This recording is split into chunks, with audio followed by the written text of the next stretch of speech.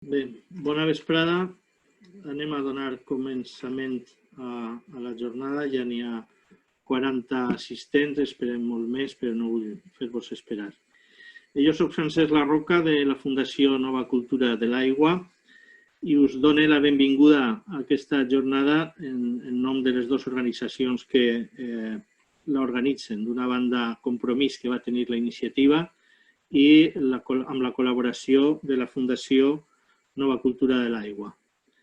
Imagine que el programa és conegut, o sigui que no el vaig a especificar. En qualsevol cas, tenim la presència de Paula Tusson, que ara presentaré. Contem amb els ponents Eulalio Ávila i Gonzalo Marín, i la coordinació, la moderació, la facilitació de Júlia Martínez, de la Fundació Nova Cultura de l'Aigua. Abans de passar-li la paraula a Paula, volia recordar-vos que la sessió s'està gravant i que els participants rebran un enllaç a l'adreça que heu donat per a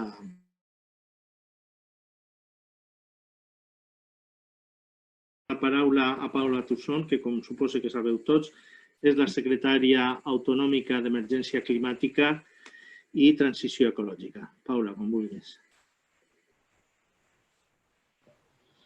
Hola, bona vesprada a totes i a tots els que esteu en esta jornada, en un tema tan important per a en general la societat, però més si cap també per a la Comunitat Valenciana, que és el tema de la gestió dels recursos hídrics en tota la seva amplitud, en el cicle de l'aigua, en el sanejament i en tot el que implica també les tensions hídriques. Estem en un moment clau en el que ja portem uns anys fent una sèrie de canvis en el que és la gestió de l'aigua en la Comunitat Valenciana i encara ens queden uns reptes per aconseguir. I jo simplement volia donar la benvinguda a aquesta jornada, també contextualitzant un poc, concretant un poc més el moment en el que ens trobem, al voltant del qual jo entenc que se produirà una sèrie de reflexions en les taules i en les converses que teniu preparades. El primer que podríem dir és que la gestió de l'aigua, com ens passa també en la gestió de residus, és una gestió que compartim en els municipis, en les entitats locals i en el que també hi ha competències autonòmiques. Això és per la realitat d'aquestes dues qüestions que a més fan que ens entenguem i que construïm aquestes entitats administratives. Per exemple, en el cas de residus tenim els consorcis, en el cas de l'aigua tenim alguns convenis de gestió compartida i que moltes vegades fan que aquesta gestió sigui un poc més complexa però també més adequada a la realitat, perquè són els municipis efectivament els que tenen la majoria de les competències, menys aquelles coses que són ja més supramunicipals. Podríem distingir dues qüestions diferenciades, el que té a veure en l'abastiment i el que té a veure en el sanejament, i tot relacionat en el dret humà a l'accés universal a l'aigua.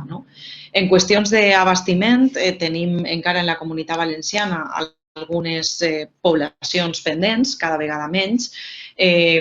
La situació sociosanitària que estem patint, com sabeu, ha suposat una suspensió de plaços i una ralentització de molts projectes que teníem pensat tirar per avant, però també la pròpia administració ens dona eines per a que en situacions d'aquest tipus puguem fer excepcionalitats i puguem fer contractes d'emergència per a que aquella planificació que teníem en qüestions que considerem bàsiques pugui tirar endavant.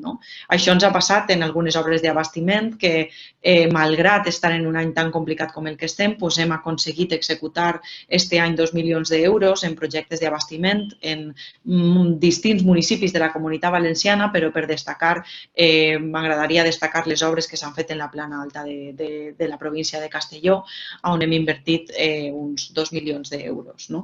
Després tenim el Pla de la Ribera, que ja està en fase 4, que són una sèrie de pobles que necessiten també una estructura d'abastiment. Fase 4 vol dir que estem acabant i estem molt contents i sí que tenim en previsió al llarg de la legislatura de poder acabar de tancar tots els cabos sueltos que diríem en castellà que ens queden en quant a qüestions d'abastiment i al dret universal de l'aigua, com diem.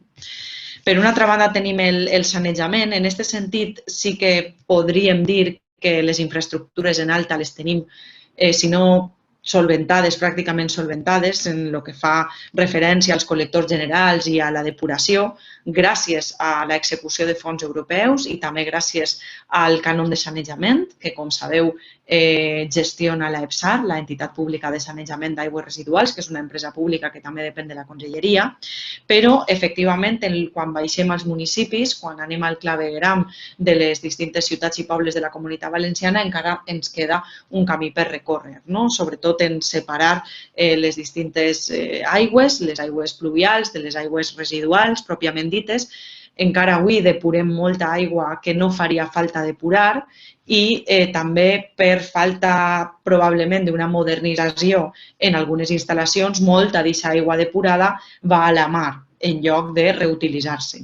Aleshores, entenem que aquesta sí que és una de les nostres prioritats i un focus important a treballar en esta legislatura. Sí que m'agradaria destacar una línia d'ajudes, d'inversions directes que hem tret aquest any a municipis pel que fa a infraestructures de sanejament en els pobles, tant és així que ha hagut molts pobles que s'han quedat fora.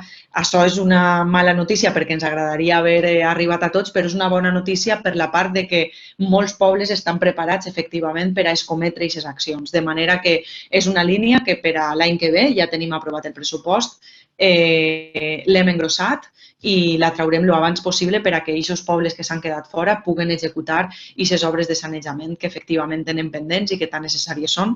Per exemple, en l'Horta Nord, que hem fet nosaltres mateixa també algunes inversions, ells mateixa també les han demanat i molts altres pobles de la Comunitat Valenciana, no? I també m'agradaria assenyalar una línia important que és un canvi normatiu que hem introduït a través de la llei de mesures per a poder utilitzar el cànon de sanejament per a obres de reutilització. D'acord? La reutilització és un dels mantres d'esta legislatura per a nosaltres, és un dels mantres de la Conselleria, de la Direcció General. Ara mateix calculem que en les poblacions costeres al voltant de 200 hectòmetres cúbics d'aigua se tiren a la mar quan podrien reutilitzar-se. Efectivament, en aquest marc d'economia circular que tenim i que volem treballar i que moltes vegades se'ns va al cap a el que té a veure la gestió de residus, efectivament la gestió de l'aigua també entra dins d'aquest marc on la reutilització és un dels nostres objectius i esperem que en poder utilitzar aquest cànon de sanejament també per a obres de reutilització a través de l'EPSAR puguem ser molt més àgils del que hem sigut fins ara i escometre tots aquests objectius. M'agradaria comentar també que a nivell normatiu estem tramitant el tercer pla de sanejament. És important tindre aquesta infraestructura normativa, efectivament, per a que totes aquestes qüestions que tenim com a objectius principals en la nostra línia política se puguen complir, tinguin aquest marc que garantís el seu desenvolupament. És evident que un pla de sanejament tarda un temps en fer-se, però mentrestant se poden fer coses. I el primer que volem partir és d'una diagnosi de la situació actual per a la qual ja tenim l'assistència contractada i estem en això i esperem en els pròxims mesos tindre ja la diagnosi sobre la taula. No volia acabar aquesta presentació, aquest inici, sense comentar algunes novetats que jo crec que són importants. Ara mateix en l'Horta Sud, al voltant de l'Albufera, alguns de vosaltres ja ho sabeu perquè heu assistit, hem presentat un pla que feia temps que estava encomanat i ja el tenim, d'una canalització que rodejarà tota l'Albufera i que efectivament millorarà de forma significativa la qualitat de les aigües, perquè moltes de les aigües que arriben dels municipis, algunes d'aquestes aigües, quan hi ha massa pluja, desborden en l'Albufera contaminant les aigües del Parc Natural. Altres se'n van a Pinedo quan són algunes de les que no se tenen que depurar perquè se poden utilitzar per a reg. En fi, en tota aquesta canalització, en tot aquest projecte que hem presentat i que encara està per acabar de concretar, però la solució tècnica la tenim ja damunt de la taula, aconseguirem una fita molt important i que estava pendent, que és efectivament tot el que té a veure en el col·lector oest i que també té molt a veure en la depuradora de Pinedo. I no volia també deixar de comentar, perquè també estem en aquest moment, encara que ja ha passat el plaç, que des de la Conselleria també hem fet al·legacions a l'esquema de temes importants.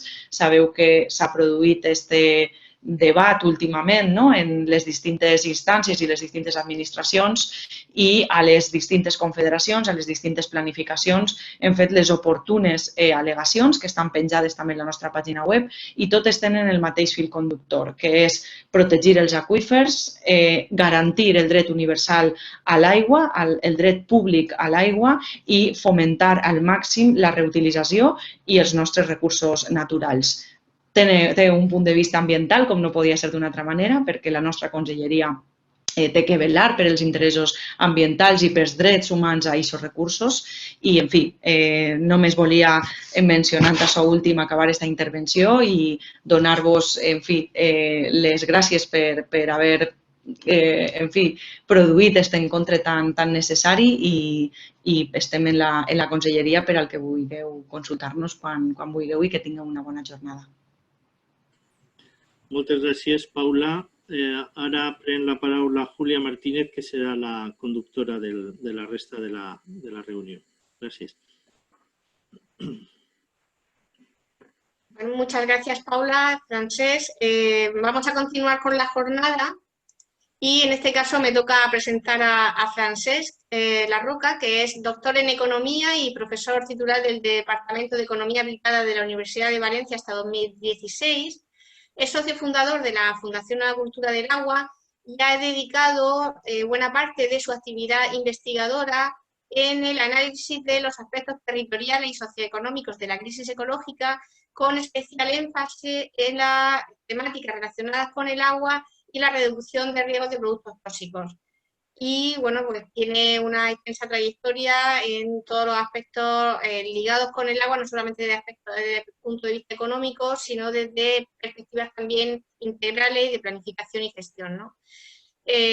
Francesc, cuando quieras, pues puedes realizar tu... Muchas gracias, Julia. Voy a compartir mi pantalla. No sé si tengo permiso, Laura. Ahora.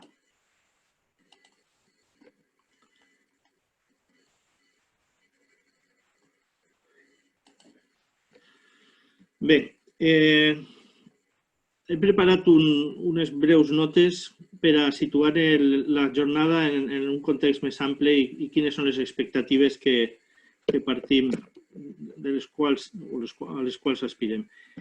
La primera idea és que, malgrat els 20 anys transcorreguts des del canvi de política que va suposar l'aprovació de la Directiva Marc de l'Aigua Europea, el deteriorament dels ecosistemes hídrics, és a dir, dels rius, dels aqüífers, dels llacs, de les masses litorals, no s'ha aturat, molt menys revertit. Però la situació, no només al País Valencià, i no només a la demarcació del Xúquer, sinó en general a l'estat espanyol, és que portem un retras molt important en el canviar la política hídrica. La segona idea que volia aportar és que el canvi climàtic agreuja els efectes de la mala política de l'aigua. Entenent per mala política de l'aigua el convertir el que és un recurs renovable en un recurs no renovable, siga per sobreexplotació o siga per contaminació. I el canvi climàtic el que va fer és incrementar les pressions sobre els ecosistemes, reduint la disponibilitat d'aigua de qualitat. És a dir, que tindrem en el futur més agreujat un problema relacionat amb la disponibilitat, amb la irregularitat de les precipitacions, etc., que ens deu conduir a una revisió dels usos, és a dir, a una adaptació dels usos al canvi climàtic ja en marxa, a més de les polítiques de mitigació. La tercera idea, que també la mencionava la secretària autonòmica, Paula, és que la Covid ha posat de manifest una sèrie de fenòmens que existien i els quals estaven invisibilitzats. especialment pel que fa a l'accés a l'aigua potable, la precarietat de certs grups de població, siga els collidors o siga gent que ha tingut o que tenia o ha vist agreujada els seus problemes de renda per a fer front a les factures. I per tancar aquesta idea contextual, també feia referència la secretària autonòmica, el tancament dels CEPTIs ha posat des del meu punt de vista, no des de la secretària autonòmica, les carències de la política de l'aigua de la Generalitat Valenciana. Jo aquí discrepe de Paula en el sentit de que algunes de les al·legacions presentades per la Generalitat mantenen una continuïtat amb la política anterior d'aigua per a tots, especialment en aquell document que han presentat al Tajo, i, per altra banda, n'hi ha un informe excel·lent d'un altre departament i això jo crec que és necessari revisar la coordinació intraadministrativa i la definició d'una política més progressista, més eficient, més a l'altura dels reptes per part de la Generalitat Valenciana, que és una de les administracions que forma part d'aquesta gestió. En aquest cas estem parlant de la contribució de la Generalitat a la responsabilitat de líder que té la Confederació Hidrogràfica. Bé, això un poc per a situar la rellevància del tema de l'aigua i més en concret de l'abastiment i del sanejament. Ara, què esperem o què tenim que fer de cara al futur? Jo he seleccionat 3 idees bàsiques. La primera, garantir la prioritat efectiva de l'abastament d'aigua destinada al consum humà en la planificació i la gestió hidrològica. Per què dic efectiva? Perquè sobre el paper està la prioritat de l'aigua d'ús humà tant en la llei d'aigües com en altres documents, però en la pràctica queden pendents una sèrie de mesures, com per exemple la protecció de les captacions, que també està sobre el paper, és una de les obligacions de la planificació segons la Directiva Marc de l'Aigua, però que de manera efectiva, i els que treballeu en els municipis, els que coneixeu els vostres territoris, probablement sou conscients de que d'allà on es capta l'aigua no hi ha mesures que limiten les activitats, limiten els abocaments, etc. La segona idea és que cal definir el marc autonòmic que assegura el compliment dels drets humans a l'aigua i el sanejament segons els principis establerts per Nacions Unides, és a dir, els principis d'accés universal, de solidaritat, etc. I així volia posar l'èmfasi també en una qüestió que és el repartiment just de les càrregues. Entre altres coses perquè, com deia la secretària autonòmica, unes de les peces clau de la política tant de l'Estat central, és a dir, de la Confederació, com de la Generalitat, és la reutilització de les aigües. I així el que s'obri és un tema que cal debatre i que cal decidir, que és el del repartiment just dels costos. El que n'hi ha ara sobre la taula i el que va manifestar fa una setmana o poc més el director general de Planificació del Ministeri de Transició Ecològica és que el que s'està pensant és transferir els costos a l'usuari urbà. Això necessita un debat perquè estan d'acord i reclamant, reivindicant l'aplicació del principi de qui contamina paga, cal fer-ho universal. No pot ser que en alguns moments s'exigisca per als usuaris urbans i en altres moments no. Hi ha alguns aspectes de, per exemple, la disponibilitat per al regant, és a dir, els bombaments, etc., que cal debatre. Des del meu punt de vista, no és assumible la socialització dels costos d'aquesta mesura. I una última idea, a la qual també m'agrada haver coincidit amb la secretària autonòmica, cal mobilitzar tots els instruments i tots els recursos institucionals a l'abast per tal de donar suport als municipis en el rescat de la gestió pública de l'aigua. I només una referència, i amb això acabe, l'informe que va presentar a juliol el relator de Nacions Unides era claríssim respecte a la relació que n'hi ha entre dret humà o drets humans a l'aigua i el sanejament i model de gestió. I és un document que val la pena llegir, perquè explica lamentablement d'una manera diàfana quina és la situació del País Valencià i quins són els riscos per l'excés o l'abús, o com vulgueu dir-lo, de la privatització, pel model de gestió de l'aigua. No és el moment d'entrar en detalls, per això us recomano que llegiu l'informe i res més. Deixo la paraula als ponents que entraran en detalls en aquestes qüestions i ho faran molt més millor que jo. Moltes gràcies. Muchas gracias, Francesc. Vamos a pasar a los ponentes que tenemos para este debate, que son, por un lado, Gonzalo Marín y, por otro lado, Eulalio Ávila. Gonzalo Marín es ingeniero de caminos, canales y puertos, es portavoz de la red Agua Pública y es coordinador de su grupo de trabajo sobre regulación del ciclo urbano del agua. Y además, bueno, pues es consultor de recursos hídricos para la FAO, para la Unión Europea y distintas administraciones públicas españolas. Gonzalo va a abordar la definición del marco de regulación y apoyo a los municipios en materia de abastecimiento y saneamiento. Y por otro lado, vamos a contar con Eulalio Ávila, que es funcionario local de Habilitación Nacional, ha sido presidente del Consejo General de Colegios Oficiales de Secretarios Interventores y Tesoreros de la Administración Local de España y es también presidente y secretario general de la Unión de Directivos Territoriales de Europa. Es director y coordinador del Manual de Remunicipalización de los Servicios Públicos de Agua de AOPAS y abordará las oportunidades y obstáculos a la remunicipalización. Vamos a empezar con el primero de los ponentes, Gonzalo. Vamos a lanzar una primera pregunta, que Gonzalo nos responderá en 5 o 6 preguntas y a continuación lanzaremos una segunda pregunta a Gonzalo. La primera sería, ¿cómo pueden contribuir las diputaciones provinciales y los gobiernos autonómicos a la mejora de la gestión municipal de los servicios de abastecimiento y saneamiento del agua? Así es que, Gonzalo, cuando quieras, tienes la palabra. Buenas tardes, gracias Julia. Gracias a la Fundación Nueva Cultura del Agua y a Compromís por permitirme compartir estos momentos con vosotros.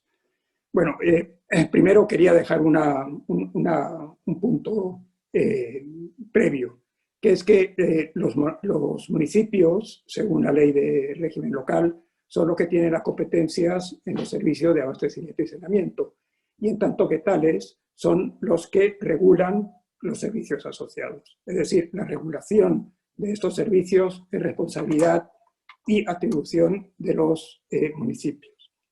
En España hay más de 8.000 municipios, de los cuales en torno al 90% tienen una población inferior a los 10.000 habitantes. Esto supone más o menos el 20% de la población general de España, que pertenece a este tipo de municipios. Lo que conlleva, en el ámbito de los sistemas de abastecimiento y saneamiento, una dispersión importante que conlleva diferencias notables en los modelos de gestión, en la naturaleza de las prestaciones, duración de los contratos concesionales cuando los hay, los niveles de servicio, la calidad, los precios, las estructuras, etc. Hay una dispersión notable que caracteriza al modelo de regulación español. Pero esta atomización de los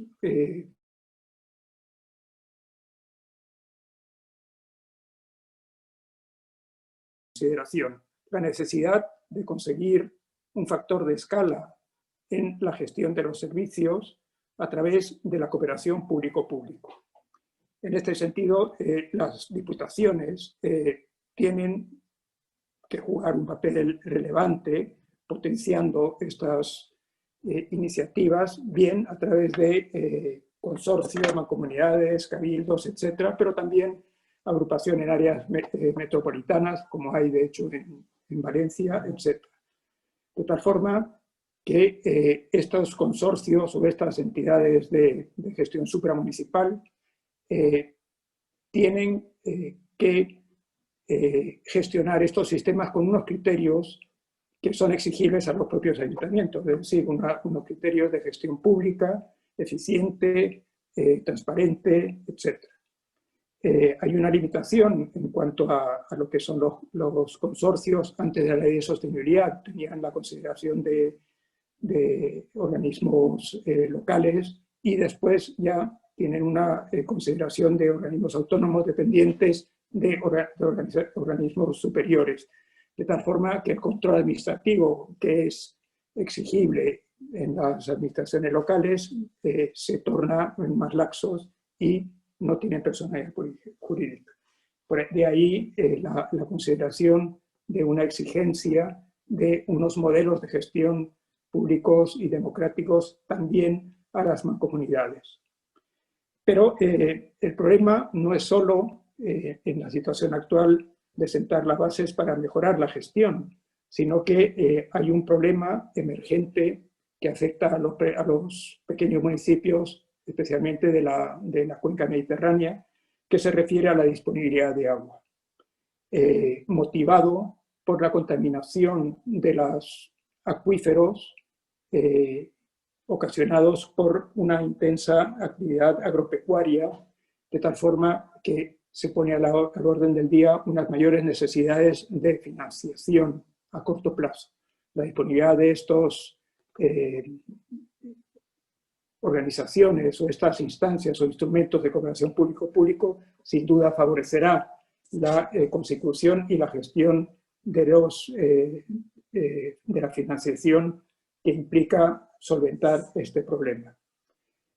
En relación con el ámbito autonómico, Francesc ya hablaba de la necesaria consideración de los derechos humanos al agua y al saneamiento.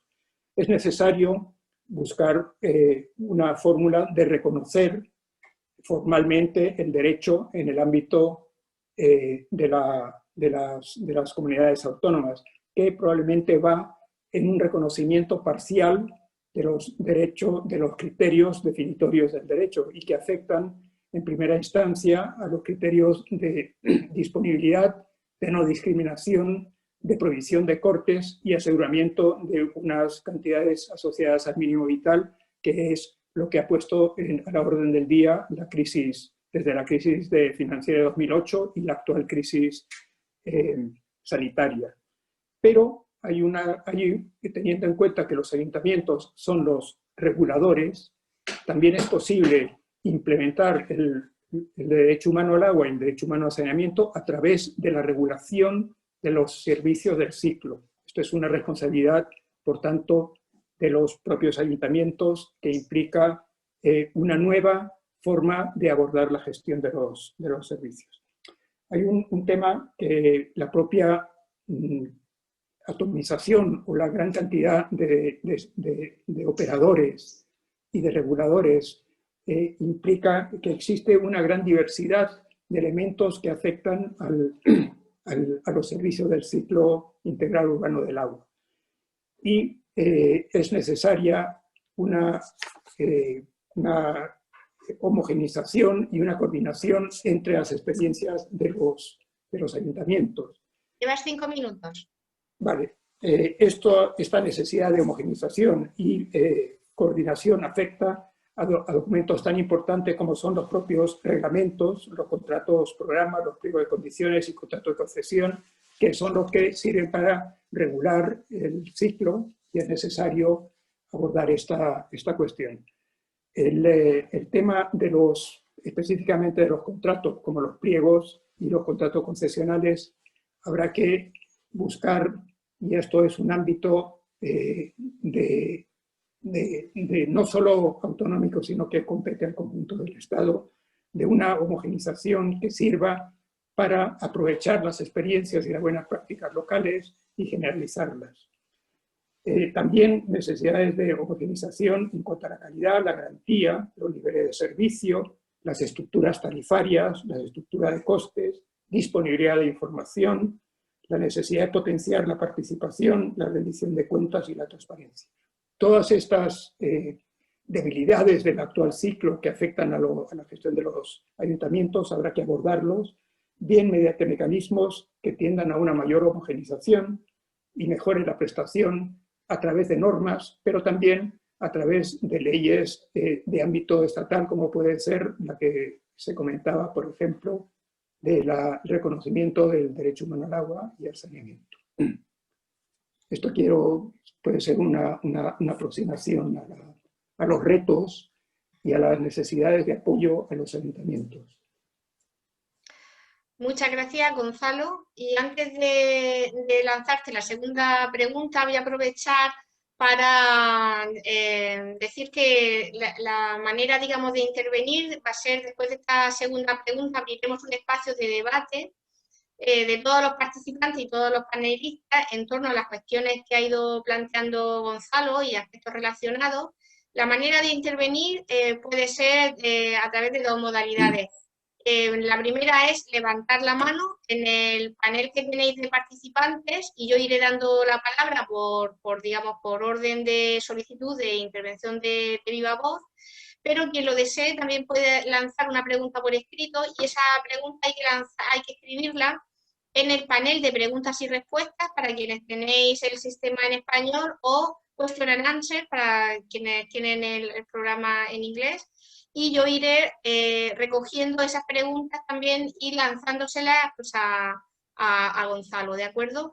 Y el último recordatorio es que el chat, en principio, su misión no es recoger preguntas, sino el de que sea una herramienta a vuestra disposición de todos los participantes para intercambiar comentarios y, en ese caso, sugerimos que enviéis no a la opción por defecto, que le llega solamente a los ponentes, sino a la opción que pone todos los panelistas y participantes. ¿De acuerdo? Dicho esto, vamos a lanzarle a Gonzalo la segunda pregunta, que sería ¿qué elementos debería contemplar una buena regulación autonómica para garantizar los derechos humanos al agua y al saneamiento, teniendo en cuenta los criterios de accesibilidad, de sostenibilidad, de participación, de rendición de cuentas, etcétera, pues defendidos por Naciones Unidas? Cuando quiera, Gonzalo. Bien, bueno, realmente se trata de dos derechos humanos distintos, aunque íntimamente relacionados. El derecho humano al agua, por una parte, y el derecho humano al saneamiento, por otra. Son dos derechos reconocidos formalmente por la Asamblea General y por Naciones Unidas. Pero es común hablar del derecho humano al agua y al saneamiento por la misma íntima relación que tienen. La definición de estos dos derechos implica la asunción de unos criterios fundamentales, de unos principios fundamentales que hacen referencia a lo que es la realización progresiva, al acceso universal, a la no discriminación y a la igualdad sustantiva, a la participación, al acceso a la información, la transparencia, rendición de cuentas y sostenibilidad, pero también a toda una serie de criterios normativos que se refieren a la disponibilidad, a la accesibilidad, la calidad, aceptabilidad y asequibilidad. Esto es un poco el contexto que entiendo yo que quiere que me centre.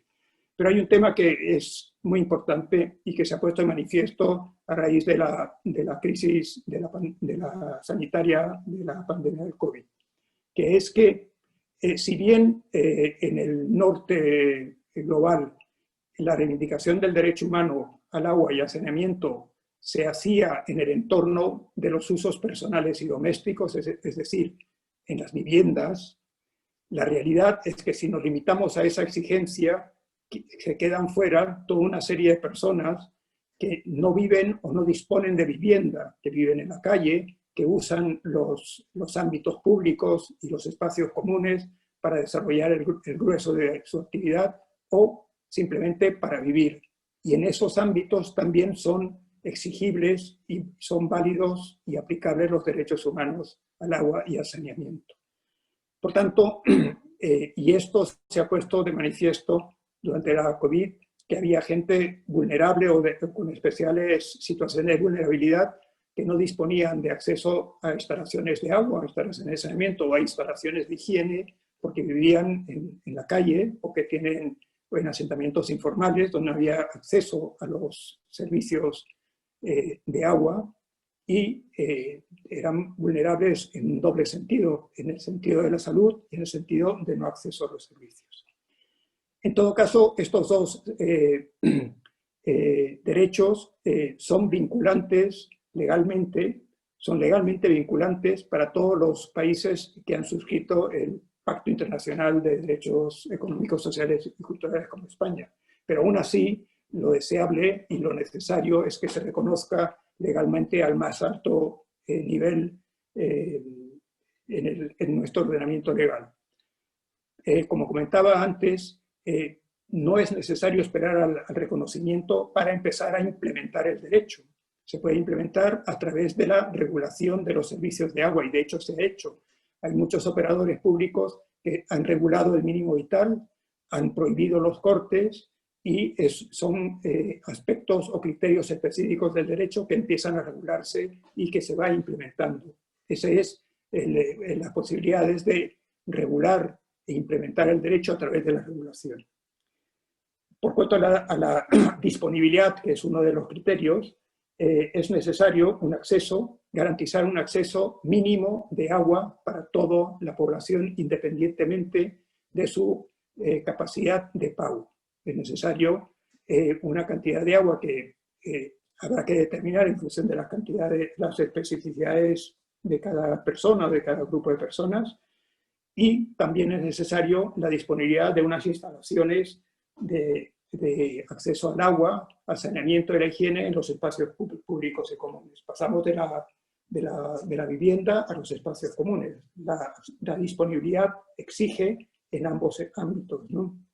Es necesario también, en cuanto a la accesibilidad, que estas instalaciones estén disponibles continuamente las 24 horas del día, como si fuera la vivienda. Otro de los criterios muy relevantes es el de la asequibilidad. El acceso a los derechos, el disfrute del derecho al agua y al saneamiento tiene que estar al alcance de todos, independientemente de la capacidad de pago, de forma que el disfrute no comprometa el acceso a otros derechos o necesidades básicas. Esto lo que nos plantea es que la necesidad de considerar la gratuidad del suministro en casos de vulnerabilidad especialmente social o económica. Y otro de los aspectos y de los retos es la prohibición de cortes de suministro. La asequibilidad implica todo eso. La participación, desde el punto de vista del derecho, implica que la participación tiene que ser activa, libre y significativa. Es decir, no tiene que limitarse a un intercambio de información y a consultas puntuales, sino que debe asegurarse mecanismos de participación directa y efectiva. 5 minutos, Gonzalo. Vale. Y representativa de los sectores interesados en la gestión del sitio. Esta participación tiene que ser posible en todos los niveles de toma de decisión de la gestión de los servicios del abastecimiento y saneamiento. Y los costos asociados a la participación tienen que correr a cargo de las entidades prestadoras. Por lo que se refiere a la no discriminación, es necesario tener en cuenta que es prioritario ampliar las coberturas a aquellos sectores o aquellas situaciones que no cuentan, por ejemplo, asentamientos informales, por ejemplo, asentamientos de trabajadores temporeros, en zonas urbanas depauperadas, en situaciones de emergencia habitacional. Es una exigencia del derecho en cuanto a la no discriminación. Y por último, que la asequibilidad tiene que estar garantizada para los sectores más pobres. En cuanto a la sostenibilidad, hay un elemento que es relevante, que es que es necesario equilibrar los derechos con las expectativas económicas. Es necesario equilibrar la asequibilidad con la recuperación de costes. No se puede plantear la recuperación de costes en términos puramente económicos sin tener en cuenta la asequibilidad como criterio asociado al derecho humano. Aquí me quedo. Muchas gracias, Gonzalo. Vamos a abrir ahora un pequeño espacio de debate donde pues, todos los participantes, tanto los asistentes como los propios ponentes, podéis levantar la mano ¿de acuerdo? Y yo iré dándoos la palabra, os activáis el micro y cuando terminéis de hablar pues ya se os volverá a anular el micro. Y también quien no desee intervenir de viva voz pues puede poner las preguntas, como hemos dicho, en el panel de preguntas y respuestas. Vamos a empezar por estas preguntas que están ya solicitadas por escrito. Y Gonzalo, la primera que nos hacen es, o que te hacen es si están publicados los indicadores que evalúen el cumplimiento, digamos, como en tanto por ciento del derecho humano al agua y al saneamiento a nivel municipal. Y por otro lado, si se tienen casos de éxito de la regulación que has mencionado, ¿no? Bueno, hay uno de los retos que hay actualmente es precisamente la definición de los indicadores para medir la implementación del derecho humano al agua y el derecho humano al saneamiento. Hay unos avances asociados a el avance de los Objetivos de Desarrollo Sostenible, porque uno de los objetivos, el 6, hace referencia a los servicios de abastecimiento y saneamiento. Pero se está elaborando, están en proceso de elaboración.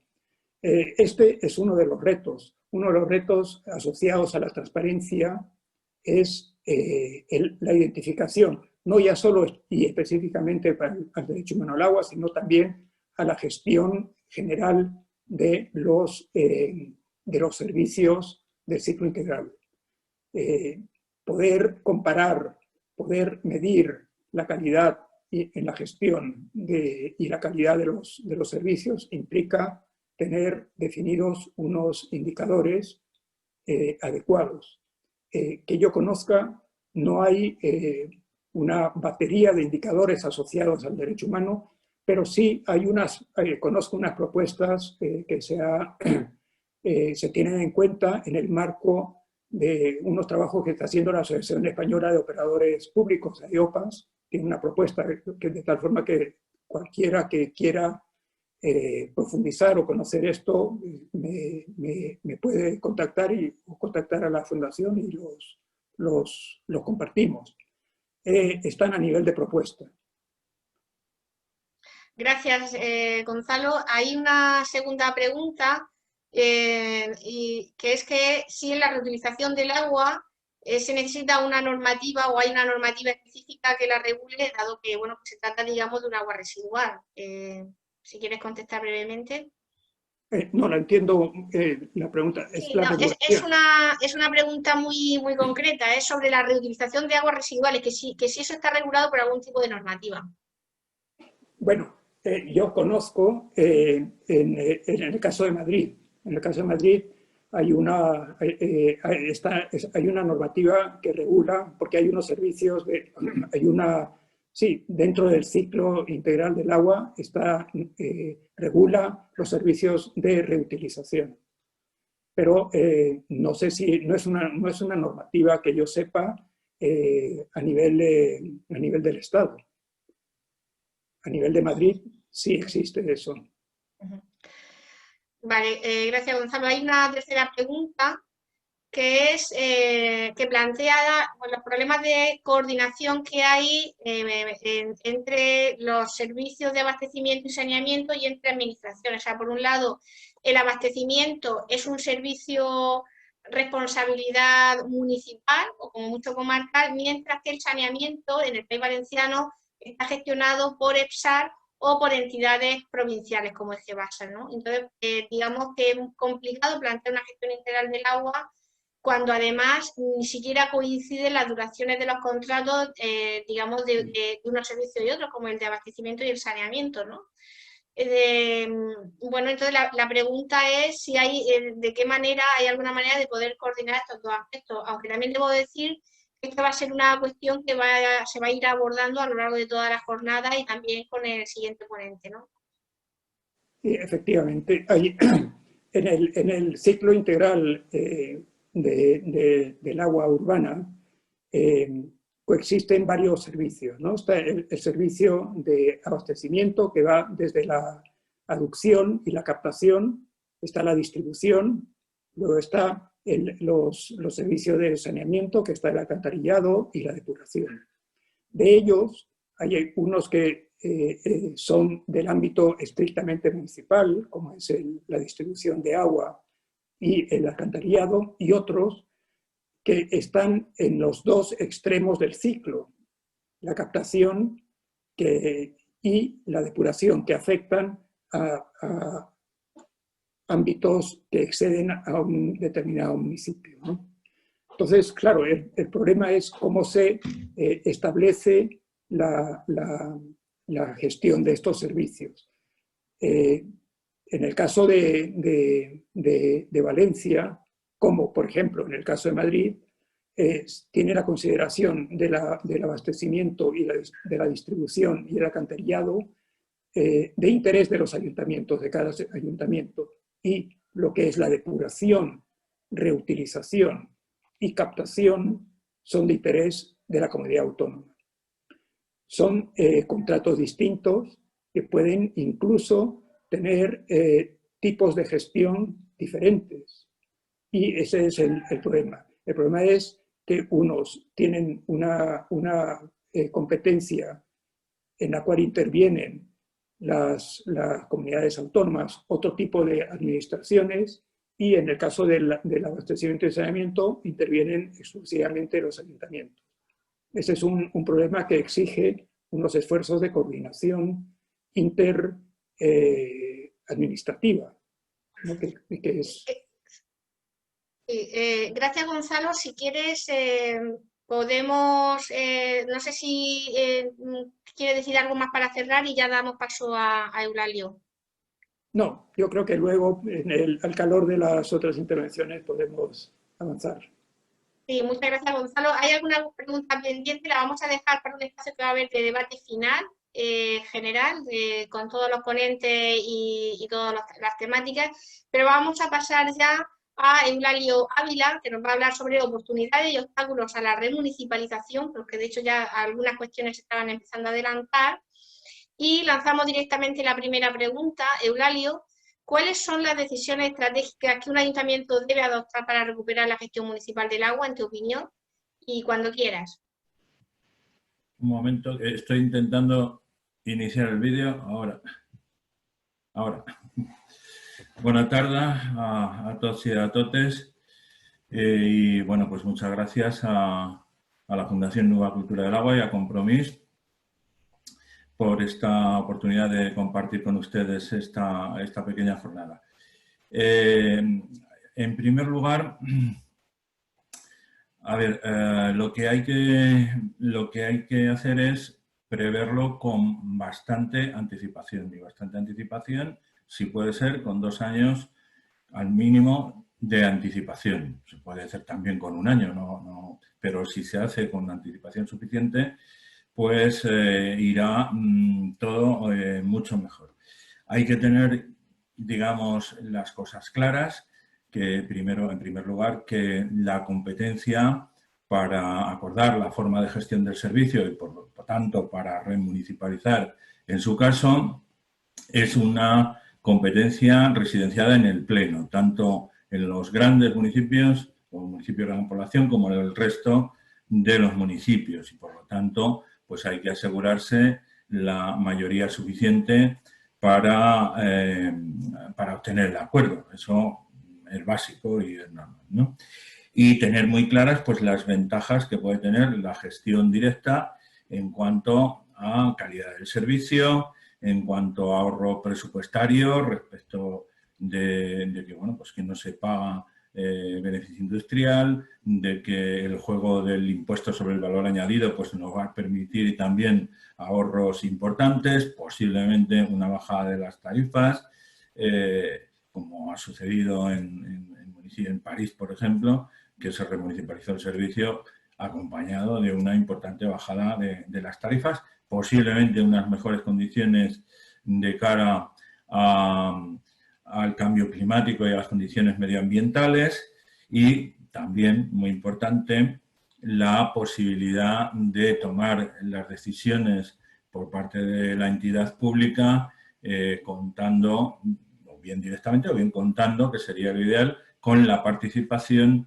en las decisiones tanto de colectivos locales, asociaciones de vecinos, como de los propios trabajadores del servicio, ¿no?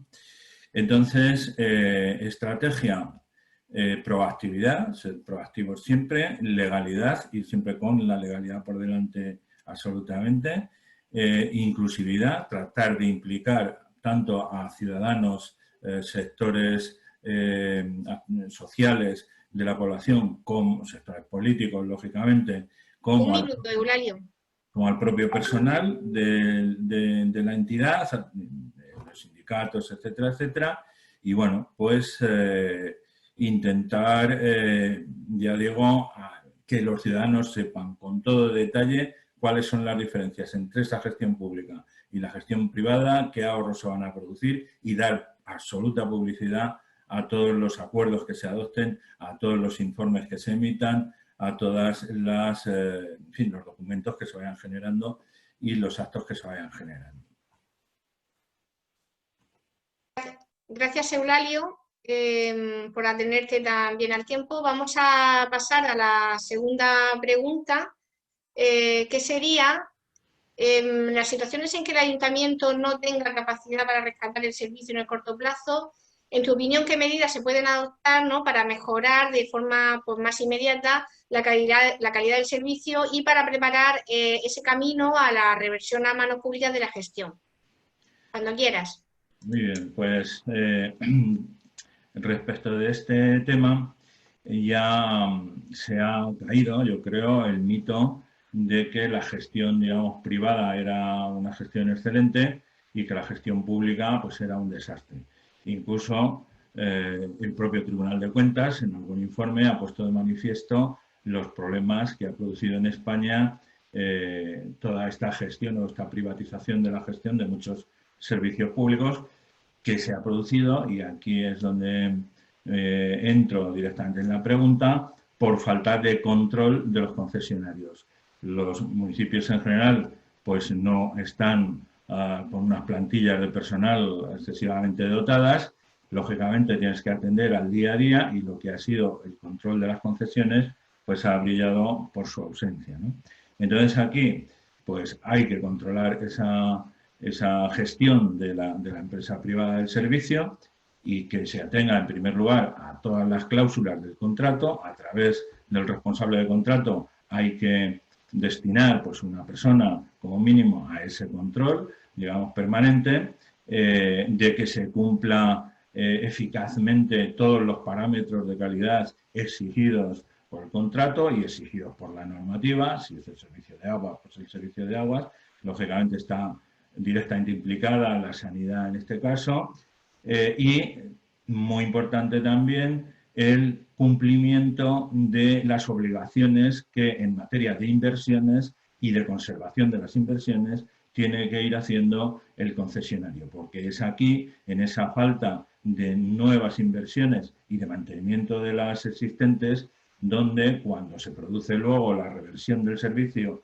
a la administración, pues bueno, pues no se produce en las condiciones que se tenía que producir, y cuando recoge la administración el servicio, pues echas cuentas y tiene que hacer un montón de inversiones. El interventor municipal puede desarrollar aquí una buena labor. Se exige, como seguramente sabrán todos ustedes, una contabilidad separada para cada concesión, para cada servicio. Esa contabilidad se puede recabar del concesionario cada X meses o cada año, en cada momento, y se puede ir controlando si realmente están realizando los gastos y las inversiones que se necesitan, ¿no?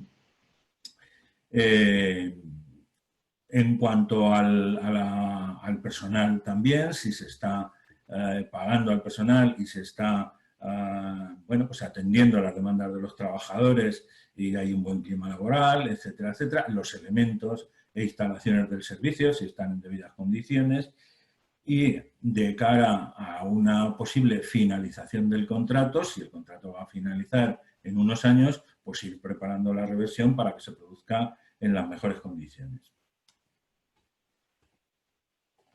Muchas gracias, Eulalio. por atenerte también al tiempo. Vamos a pasar al espacio de debate general. Recuerdo las dos maneras de intervenir. Podéis levantar la mano para intervenir directamente de viva voz y yo iré dando la palabra. Y podéis también hacer intervenciones en el panel de preguntas y respuestas. Hay ya algunas preguntas planteadas. Una de ellas se refiere a la remunicipalización, que normalmente se aplica o hablamos de ella en relación al abastecimiento tanto en alta como en baja, pero la pregunta es si se contempla también la gestión pública directa del saneamiento o bueno, hay que continuar con esa gestión indirecta como es la que actualmente está llevando a cabo EPSAR. Sí, es que no entiendo muy bien la pregunta. ¿El SAT qué es? EPSAR es una entidad supramunicipal que gestiona el saneamiento. Entonces, la pregunta es que cuando hablamos de remunicipalización hablamos siempre de abastecimiento. Entonces, la pregunta es qué pasa con el saneamiento. Si digamos, entraría también esa remunicipalización o es solamente para el abastecimiento lo que estamos hablando. Vale, es que la Comunidad Valenciana en este caso tiene esa especialidad que la entidad pública EPSAR es la que, bueno, pues gestiona el saneamiento, pero lo gestiona siempre que el ayuntamiento haya firmado un convenio. Si no me equivoco, no conozco la legislación valenciana muy a fondo, pero por lo que conozco es que el ayuntamiento firma un convenio con la Generalitat. Mediante dicho convenio, esa competencia municipal que es el saneamiento, la transfiere de alguna manera o la encomienda, mejor dicho, la encomienda a la Generalitat que gestiona el servicio de saneamiento a través de la EPSAR. Desconozco ahora mismo si la normativa de la Comunidad Valenciana permite, que me imagino que sí, que lo permitirá porque de otra forma sería atentatorio contra la autonomía municipal, contra la autonomía local, permitirá que la modificación de ese convenio o la anulación de ese convenio y, por tanto, la recuperación por el ayuntamiento de la gestión del saneamiento. Habrá que estar al procedimiento que establezca esa ley para modificar ese convenio, que en su día se formalizaría por el ayuntamiento y la Generalitat Valenciana, y en función de eso, pues se podrá. Gracias, Eulalio. Laura, yo no sé si has recogido, hay alguna pregunta que se haya colado en el chat, por si para Eulalio, si la quieres lanzar. Recuerdo que más adelante abriremos el debate pues, para todos los ponentes, los que han intervenido hasta ahora, y para cualquiera de las temáticas tratadas. Pero para Eulalio, no sé, Laura, si tienes alguna pregunta. ¿Me escucháis? Sí. Sí. A ver, sí, hay una pregunta que es, a ver, ¿podría la remunicipalización del servicio crear una nueva concesión público-privada, empresa y ayuntamiento? O sea, como la colaboración público-privada entre la empresa, o sea, que la propia remunicipalización fuera a través de esta vía. Sí, se puede hacer perfectamente a través de una empresa mixta, con participación de una empresa privada y participación del ayuntamiento.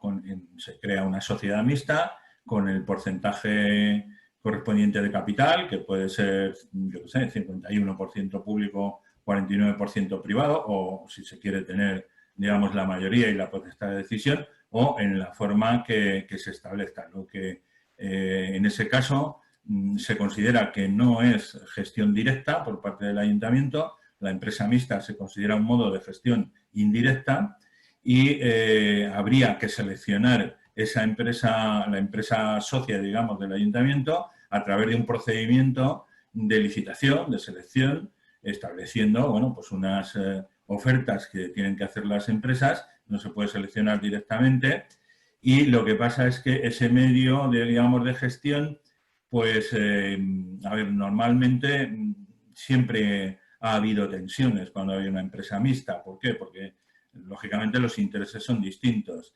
La entidad privada que forma parte de la empresa mixta pues siempre va a tender a que el beneficio y el reparto de beneficios sea mayor, lógicamente, y por lo tanto pues a subir las tarifas lo que se pueda y al menor gasto posible, ¿no? Y entonces pues ahí se suelen crear tensiones, pero efectivamente se puede hacer perfectamente y la ley lo permite perfectamente, vamos.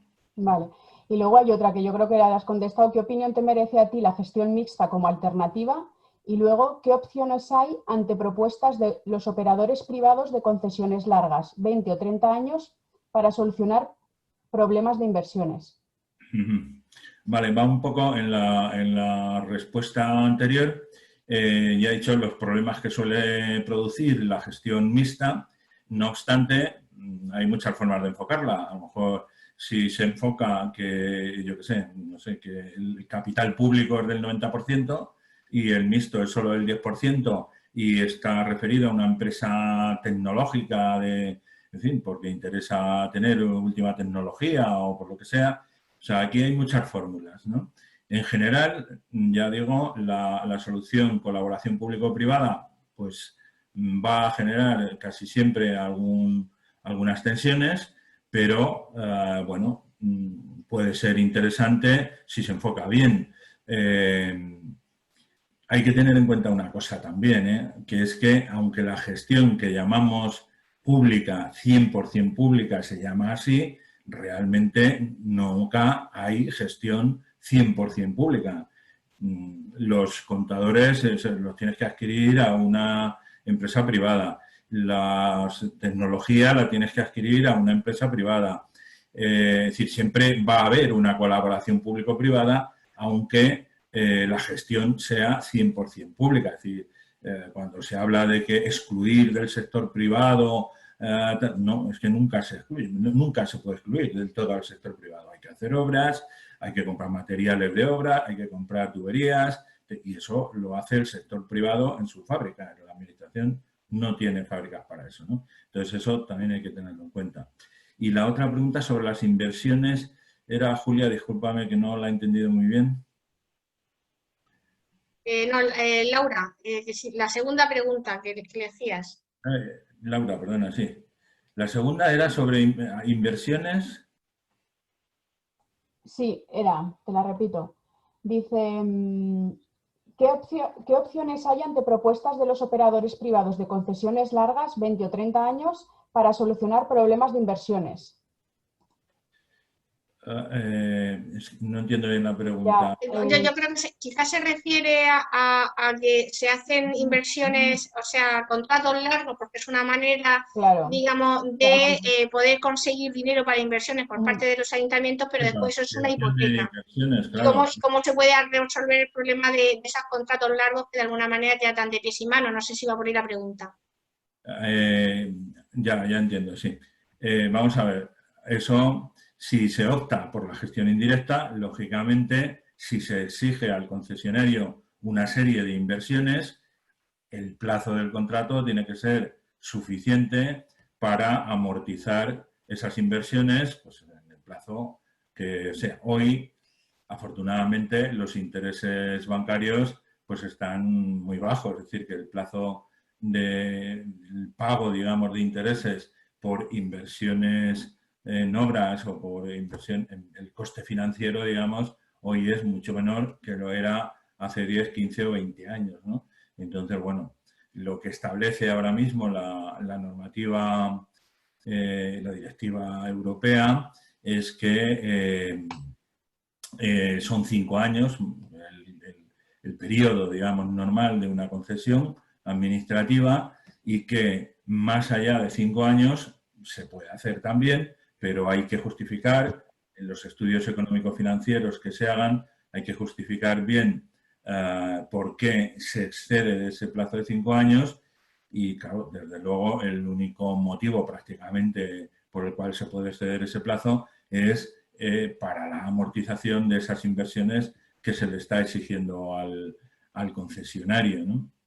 Lo que no cabe, desde mi punto de vista, legalmente, es bueno, pues concesiones a muy largo plazo para obtener, digamos, por parte de los concesionarios una financiación que dé, digamos, ventajas a un gobierno municipal y que luego, pues, los gobiernos municipales que vengan detrás, que van a tener que seguir con ese contrato, sean los que no puedan disponer de esos medios o de ese dinero que ha facilitado primero el concesionario en los primeros años, como ha podido suceder en algunos ayuntamientos importantes hace unos años en España, ¿no? Y, bueno, solamente una cuestión que se me había quedado un poco en el tintero a raíz de esto, que es muy importante en el caso de la forma de gestión, sea directa o sea indirecta, bien si se quiere hacer una remunicipalización o bien si se quiere cambiar a forma de gestión indirecta, es que hay que, en la memoria justificativa que se haga, demostrar muy claramente, por efecto de la Ley de Racionalización y Sostenibilidad de la Administración Local, que esa forma es más eficiente y más sostenible económicamente que el resto de las formas de gestión, ¿vale?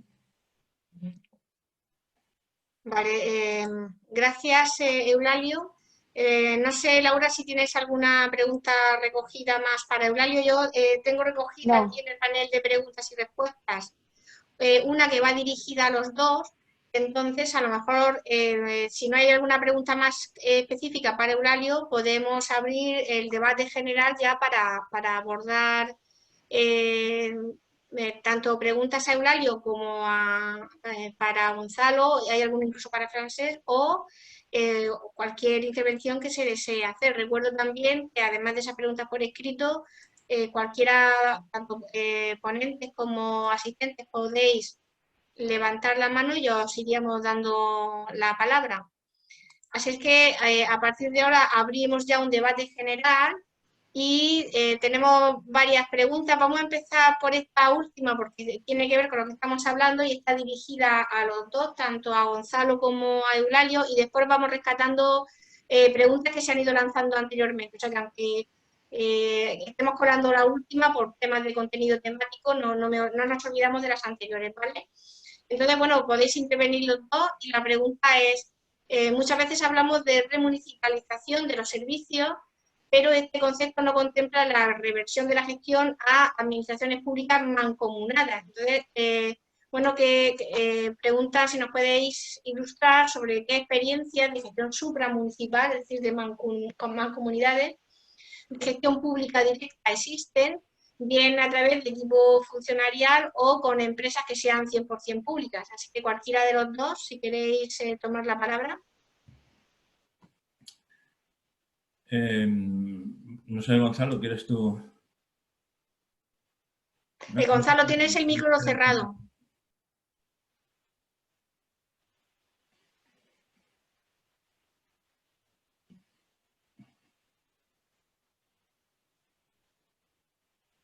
O, mientras se aclara Gonzalo, si quieres, Eulalio, intervenir tú y ahora le damos la palabra a Gonzalo. Sí, bueno, hay experiencias de todo tipo en mancomunidades o consorcios, agrupaciones de municipios y tal, tanto de gestión directa como de gestión indirecta. No sé si la pregunta va por ahí. Hay el consorcio, por ejemplo, de la Diputación de Badajoz, o sea, de la provincia de Badajoz, que se llama Promedio, pues puede ser un ejemplo, yo creo, de bastante buen funcionamiento en materia de gestión directa. Es el que conozco yo en cuanto a mancomunidades más claro. Hay otras, pues como la Mancomunidad de Aguas del Río Algodor, por ejemplo, etcétera, que han optado por la gestión indirecta y bueno, pues están funcionando. Lo conozco menos y no tengo. Quizá Gonzalo sí tiene un conocimiento más directo de lo que es la gestión propiamente dicha, porque yo de los procedimientos y tal, pues sí, y la cuestión legal, pues sí, pero de gestión propiamente dicha no puedo ir más allá. Sí que conozco ese ejemplo del consorcio Promedio de la provincia de Badajoz. Y si quieres aportar algo en ese sentido, Gonzalo. Sí, bueno, sí, el caso de Promedio es un caso paradigmático de un consorcio gestión pública y de buena gestión. Hay otros, por ejemplo, en Cataluña está el consorcio de la Costa Brava, que es también una gestión pública, y una experiencia interesante que es la CONJAC, que es un consorcio también que inicialmente surge para apoyo técnico a determinados ayuntamientos que ha ido evolucionando hacia el apoyo a la gestión directa.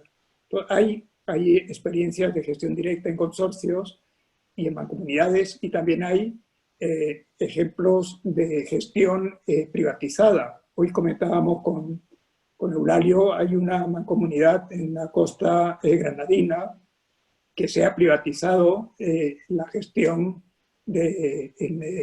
a dos de las empresas más relevantes aquí, Acciona y Aqualia. O sea que hay de todo. Hay gestión directa en consorcios, hay gestión indirecta, hay gestión pública adecuada y hay gestión pública inadecuada. Por ejemplo, un caso interesante es el caso de la Comunidad de Madrid, donde hay un organismo que es el Canalizador Segunda, que gestiona el ciclo integral del agua del conjunto, de la mayoría de los ayuntamientos de la comunidad. La comunidad tiene 179 y gestiona el ciclo en torno a los 173. Es una gestión pública, pero tiene un modo de gestión muy mercantilizado. O sea, es una gestión, para que os hagáis una idea, el canal tiene una cifra de negocios en torno a los 1.000 y pico millones anuales y tiene unos beneficios anuales en torno a los 200 millones, que hace un reparto de dividendos entre sus socios, entre los accionistas, que son 111 ayuntamientos de la comunidad. Entonces, hay en lo que es la cooperación pública-pública, hay múltiples ejemplos de gestión pública, de gestión privatizada y de gestión pública adecuada y de gestión pública no tan adecuada.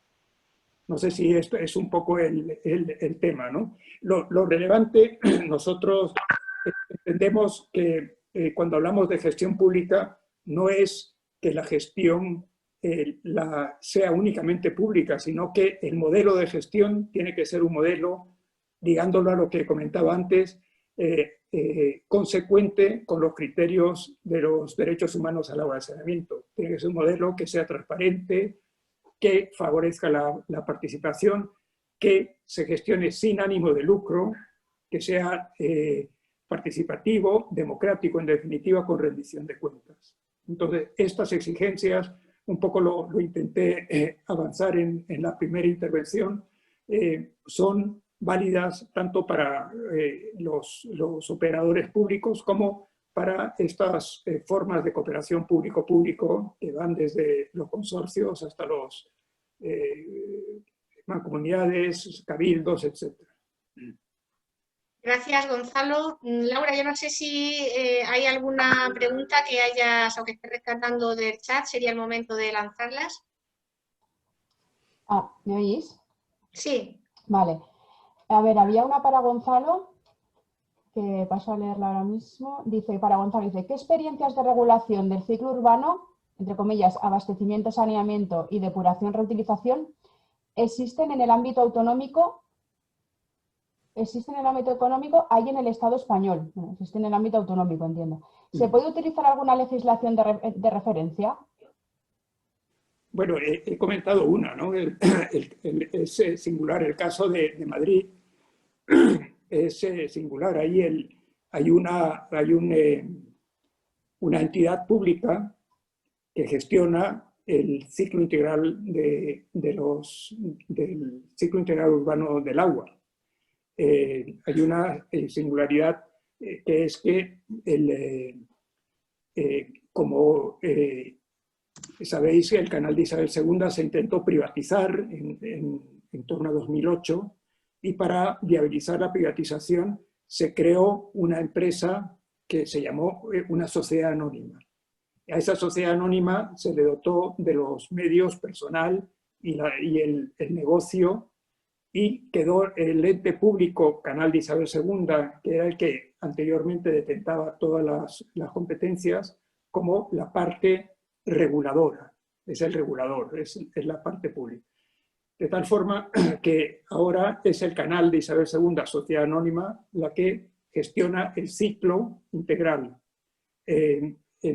Madrid tiene una ley de regulación del abastecimiento y saneamiento para la comunidad, y donde delimita perfectamente cuáles son los servicios que son de interés de los ayuntamientos y cuáles son los servicios de interés de la comunidad.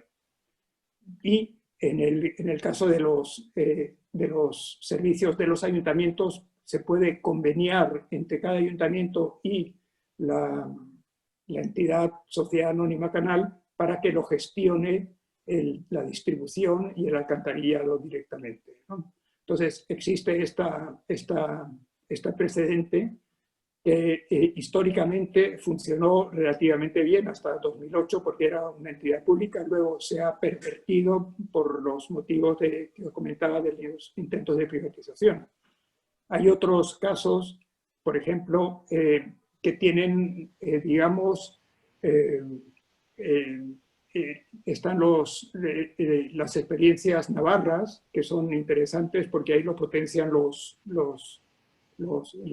diputaciones forales que tienen la experiencia de abastecimiento por un lado y de saneamiento. Pero el caso del canal es donde coinciden estos servicios que comentaba antes.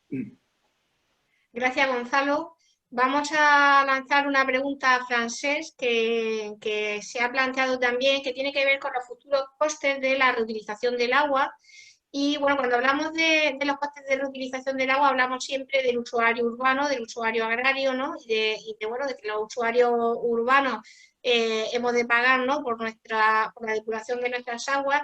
Pero esta pregunta plantea que si se contempla también implicar a la industria, ¿no? Es decir, el coste de sanear las aguas industriales que en general también están conectadas a la SEDAR, ¿no? Y que eso de alguna manera tiene también que ser tenido en cuenta si esa reutilización requiere unos tratamientos más exigentes y va a haber unos costes adicionales, ¿no? Que es lo que, no sé, ¿cómo ves esta cuestión, Francesc? Gràcies per la pregunta. Jo crec que hi ha un principi guia, que és el principi de qui contamina paga. Després, la seva aplicació és diversa en funció de les situacions.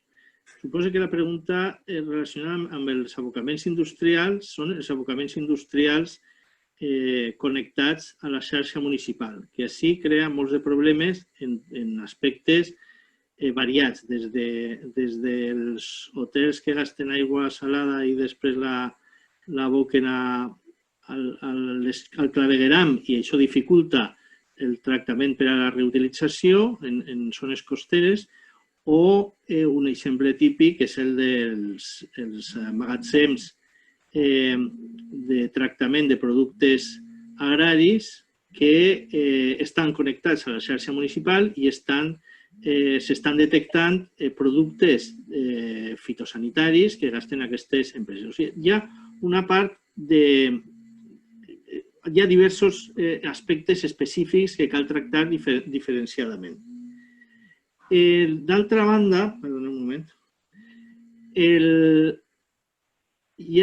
que s'està plantejant ara en la planificació hidrològica és el que els usuaris urbans, fins i tot aquells usuaris urbans que ara estan abocant al medi segons complint amb la llei, amb un tractament secundari, que per a facilitar la reutilització facin un tractament terciari al seu cost.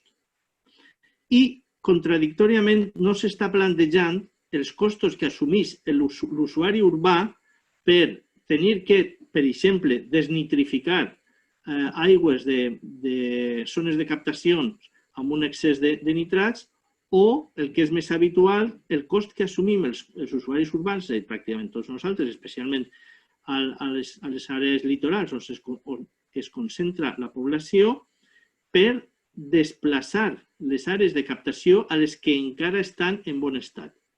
Per exemple, València l'àrea metropolitana de València ha anat substituint captacions de pou a mesura que s'anaven contaminant per captacions superficials.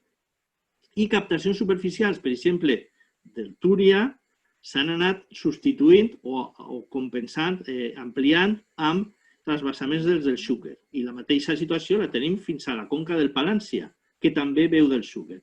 Tots aquests costos són a càrrec de l'usuari urbà, mentre que la causa que genera aquests costos no és normalment majoritàriament urbana. Per tant, el que plantejava al principi és que cal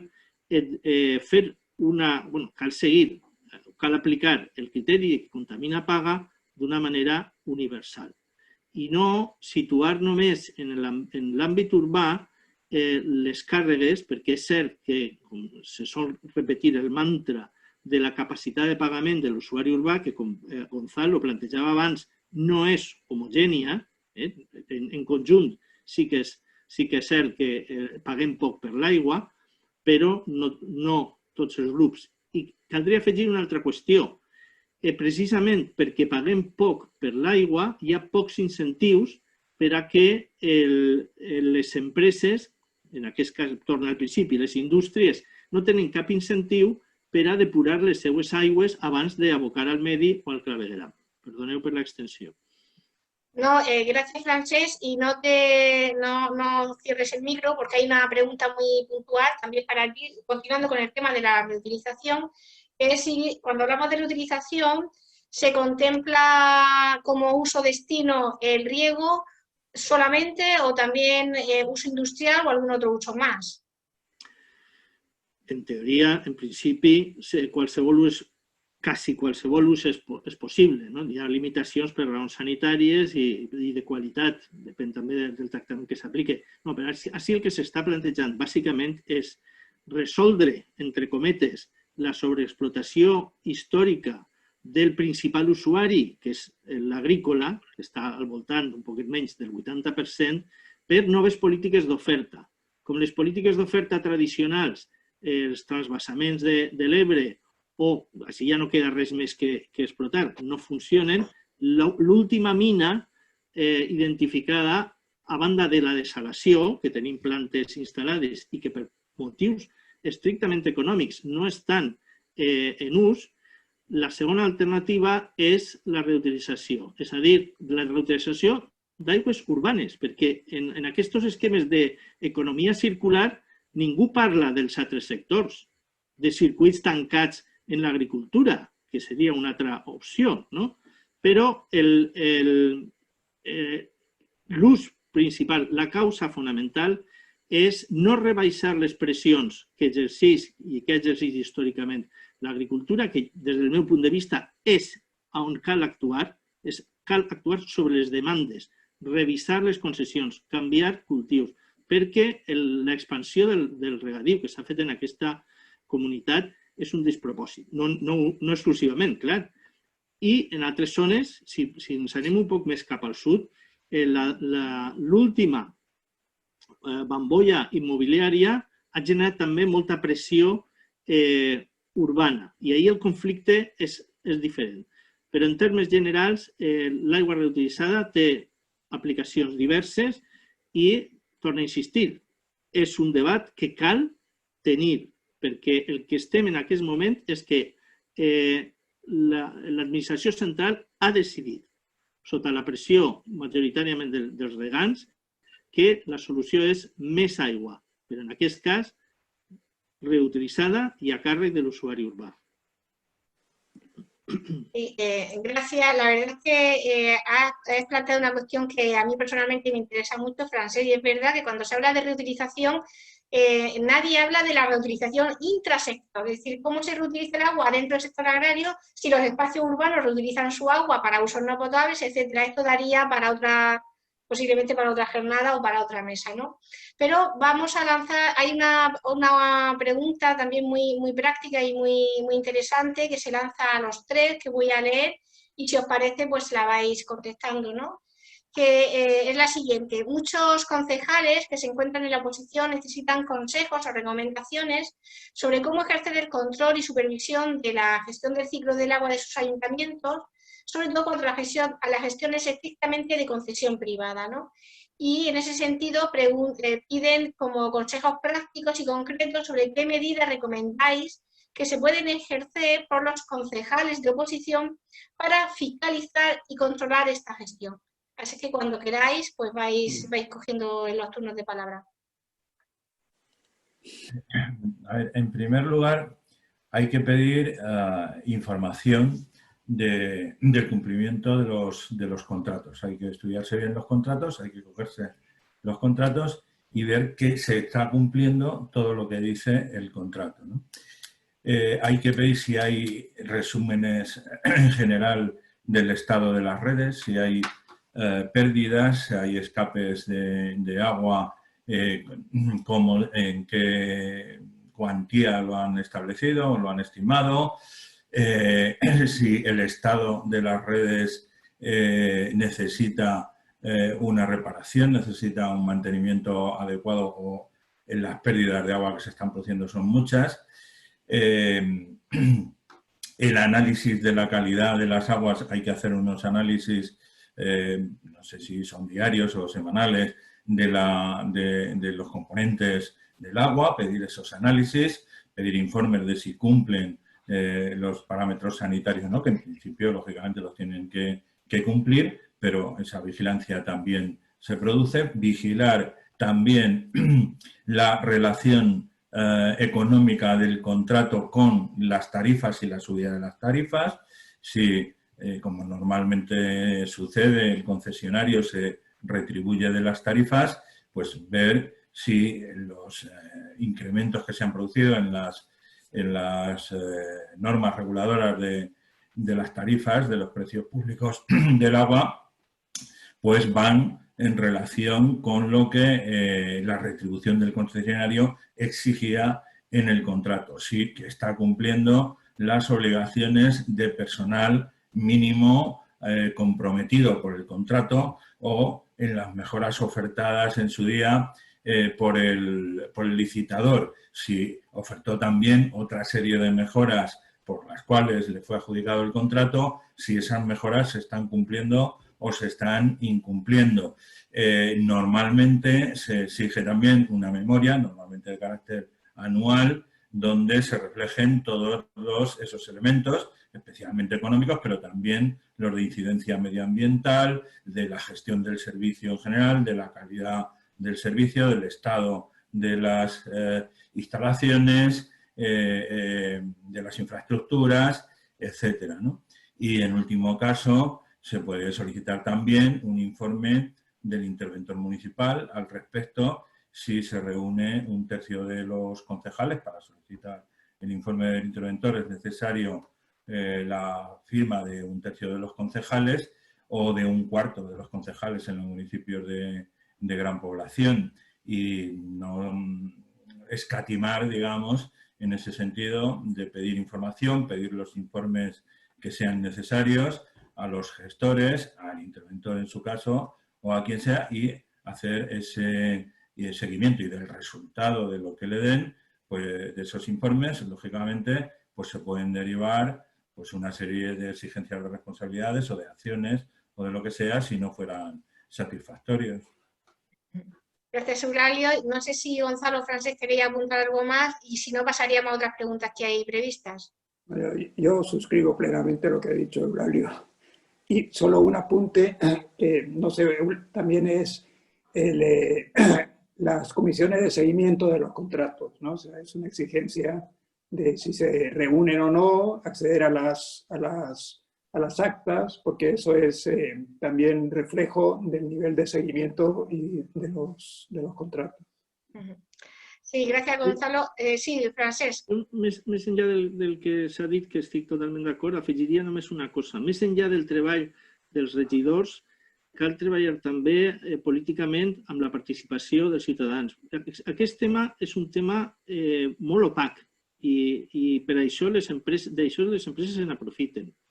Els regidors tenen moltes feines, però en l'oposició, que tenen potser un poc més de temps, tenen que comptar amb els ciutadans i traslladar tota això que s'ha dit abans de requerir la informació de la corporació, traslladar-la als ajuntaments, a la població, als ciutadans, i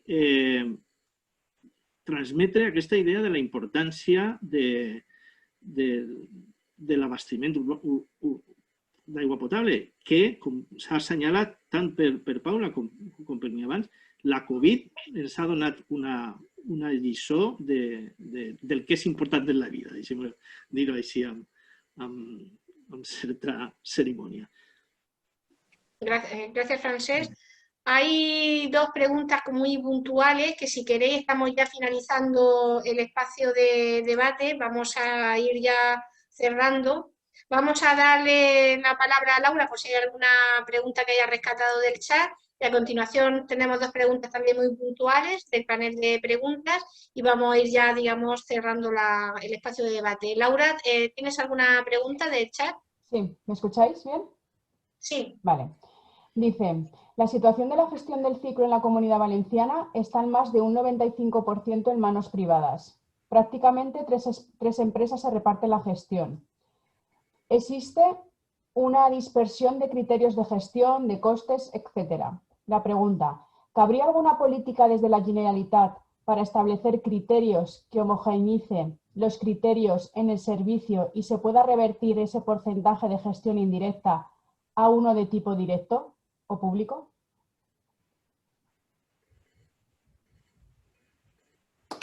Gonzalo.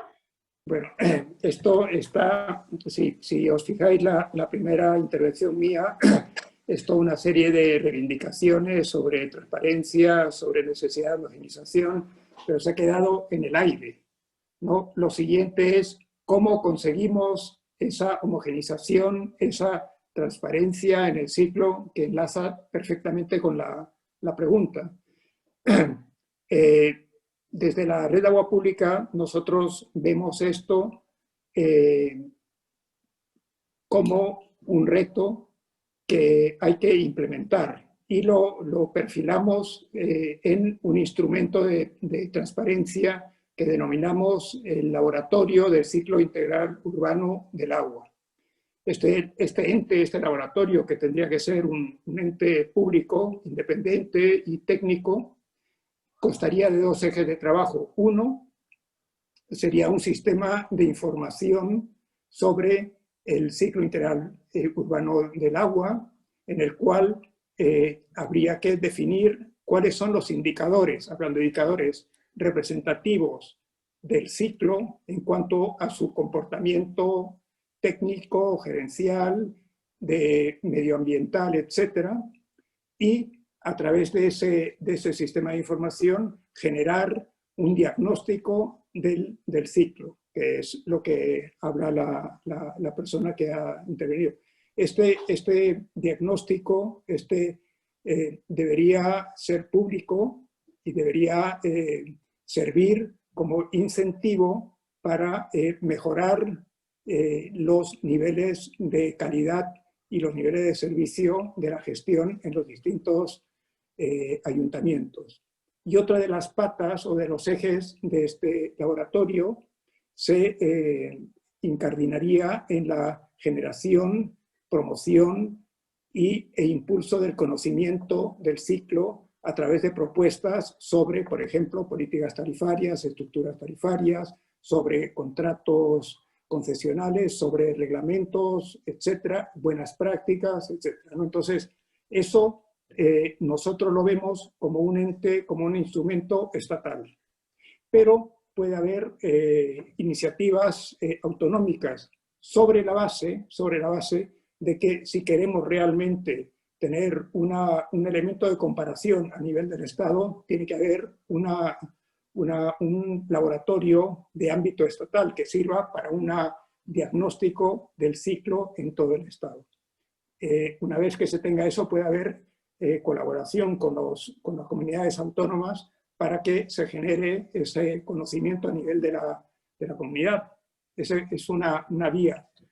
Por supuesto que eso ayudaría a romper los mitos que Eulario puso de manifiesto de la bonanza de la gestión privada versus la gestión pública, que bueno, en una parte importante lo ha roto el último informe del relator que comentaba Francesc, el relator de los derechos humanos, sobre los riesgos que supone la privatización. Pero el disponer de esa información pública, porque hoy los ciclos y los servicios son totalmente opacos, no disponemos de información. La información es puntual y paradojas de la vida, la información del comportamiento de los servicios de ciclo más promocionados provienen del sector privado. No está contrastado, pero es lo que romperíamos esa dinámica teniendo este tipo de instrumentos. Vale, gracias Gonzalo. Vamos a lanzar... bueno, creo que Eulario ha pedido la palabra. Sí, nada, simplemente nada, un segundo que se me quedó en el tintero en la pregunta sobre qué podían hacer los regidores, es exigir lo que dije antes en mi intervención, la presentación de esa contabilidad separada que en la inmensa mayoría de los casos no se pide por los ayuntamientos, ¿vale? Vale, gracias. Ahí vamos ya con la última...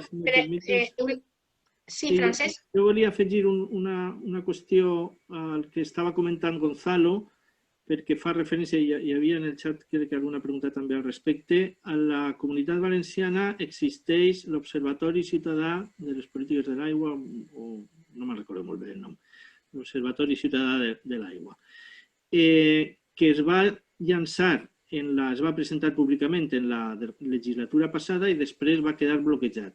La bona notícia és que sembla que la Generalitat té intenció de desbloquejar l'observatori i posar-lo en funcionament abans que acabi l'any. De fet, la xarxa valenciana per l'aigua pública ha rebut una invitació per a reunir-se amb la secretària autonòmica i tractar aquest tema. Esperem que es desbloqueje. Vale, gracias Francesc. Hay dos preguntas ya últimas, muy puntuales en el panel de preguntas y respuestas, para las que voy a pedir también una respuesta muy breve, son muy concretas. Una es si no habría que prever también el cambio de técnicas agrícolas y de uso de abonos químicos y pesticidas que contaminan los acuíferos. No sé si alguien quiere responder muy brevemente a esto. Sí, complementa el que estava presentat abans. Actuar sobre la demanda incorpora també aquest element, sí, no només la quantitat. Muy bien. Y la segunda pregunta es también muy puntual, muy concreta, que es ¿cuál es la dotación diaria, ¿no? en litros por persona y día que se debería entregar o se debería asegurar para garantizar el cumplimiento del derecho humano al agua y si esta cantidad está regulada o legislada? Bueno, eso es el mínimo vital, ¿no? No hay una cifra exacta, porque depende. Se habla entre 100, 120, pero eso depende. 100 puede ser suficiente para garantizar una vida digna en el hogar, pero es posible que no sea suficiente para afrontar una situación con problemas de salud, que necesitas más. Eso, en su caso, depende de las circunstancias, no solo personales o del grupo, sino también depende incluso de las dotaciones habitacionales donde se quiere garantizar el mínimo vital, ¿no? O sea, hay un ejemplo muy claro. En un entorno, por ejemplo, donde hay unas dotaciones en las viviendas muy deficientes, con pérdidas, etcétera, no puede garantizar una cantidad pequeña como mínimo vital porque no alcanza. Asociar el mínimo vital a unas cantidades pequeñas es una trampa. Hay que estudiar cuáles son los casos concretos, las situaciones. Eso lo plantea muy bien el anterior relator especial de los derechos humanos a la huella de saneamiento. Aunque se maneja siempre la cifra 100, 120 litros por persona y día, como la cantidad, la primera aproximación. Pero no caigamos en estas soluciones, sino que lo mejor es estudiarlo en cada caso. Gracias, Gonzalo. Y bueno, yo creo que hemos agotado este espacio de debate. Han salido muchísimas ideas interesantes y propuestas concretas también. Pasaríamos ya a cerrar este espacio de debate y os daríamos un minuto a cada uno de los ponentes, Eulálio y Gonzalo, pues para que resumáis cuál sería ese mensaje final con el que os gustaría que se queden, bueno, pues todos los asistentes, todos los participantes en relación con todo lo que hemos estado hablando sobre agua y municipios. Así que si os parece, cambiamos el orden para variar y le damos un minuto a Eulálio y a continuación a Gonzalo. Bueno, pues a ver, el mensaje que yo daría es el siguiente.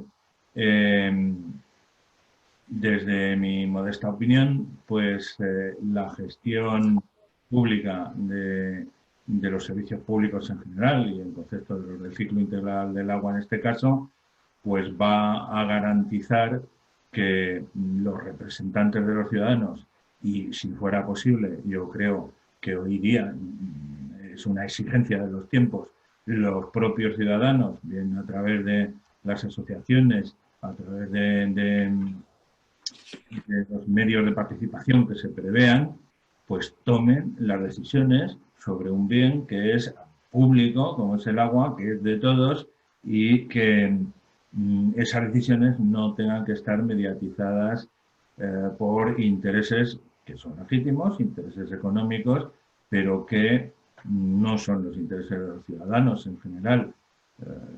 Esa es mi modesta opinión. ¿Quiere decir eso que la gestión indirecta no se puede llevar? Pues sí, se puede llevar a cabo también y puede ser compatible también con los intereses de los ciudadanos en muchos casos. Pues en ese caso hay que tener un control de esas concesiones, de esas empresas privadas que están gestionando el agua, con una transparencia absoluta, con una transparencia total, para que todo el mundo sepa cómo se está gestionando eso. Gracias, Eulálio. Le damos la palabra a Gonzalo y después ya dejaremos a Francesc que cierre también con su minuto de oro la jornada. Bueno, hemos planteado reivindicaciones en relación con el derecho humano, reivindicaciones en cuanto a transparencia, a necesidad de homogeneización, a mejora de la gestión, mejora de la regulación. Todo esto es necesario, pero estas modificaciones que pueden partir del ámbito municipal y del ámbito institucional no son suficientes si no se complementan con la movilización ciudadana. La movilización ciudadana es fundamental para garantizar el consecuente alcance de, por ejemplo, el derecho humano al agua en todo su contexto, no solo en cuanto al acceso. El acceso lo asume el lobby privado, la disponibilidad, etcétera, lo asume. Todo el contexto del derecho humano que hemos estado hablando de transparencia, rendición de cuentas, etcétera, participación, se va a implementar si y solo si hay una participación y se compromete la ciudadanía con estas reivindicaciones. Gracias, Gonzalo. Y Francesc, ¿cuál sería el mensaje final con el que quieres cerrar la jornada? Jo crec que bàsicament s'ha dit, la primera qüestió és que el tema de l'aigua és un tema vital, és una obvietat, però cal recordar-ho perquè, com hem dit abans, és opac. I en relació amb aquesta opacitat, com acaba de dir Gonzalo, el que cal és fomentar la transparència i la participació ciutadana, la consciència dels ciutadans. I potser també calga fer-lo entre els responsables de la gestió, perquè continuen present un cert desconeixement de la situació en la que estem vivint, tant des del punt de vista del que significa recuperar el bon estat de rius i aqüífers, que és per on he començat abans, com per les qüestions que han comentat amb tanta precisió i tant de coneixement els dos ponents en quant a les qüestions relacionades amb la gestió. El model mixt és un model ple de riscos. Ho han dit ells, ho ha dit també el relator de Nacions Unides, Leo Heller. Això crec que és el missatge fonamental. no és un tema que puguem abandonar perquè ens va la vida a uns més i a altres menys en això. El model mixt és un model de riscos i cal debatre un parell de qüestions centrals, entre altres els de participació pública, com s'incorpora a la ciutadania i com es reparteixen els costos. Res més. Gracias, Francesc. Pues solo me queda, en nombre de las entidades organizadoras, Compromís, que ha sido la impulsora de la iniciativa de esta jornada, y la Fundación Nueva Cultura del Agua, pues agradecer a todos los ponentes y, por supuesto, también a todos los participantes, a todos los asistentes en esta jornada, y decir que en breve pues, estarán disponibles pues, para su consulta las grabaciones de la jornada, en principio en la web de la Fundación, pero en todo caso a todos los participantes que estáis registrados os haremos llegar información de cuándo la grabación está disponible. Y sin más, agradeceros también, por supuesto, a la consellera de la Dirección General del Agua, que ha abierto la jornada, a Paula, y sin nada más, pues nada, que tengáis una buena tarde y tendréis pronto noticias de la grabación.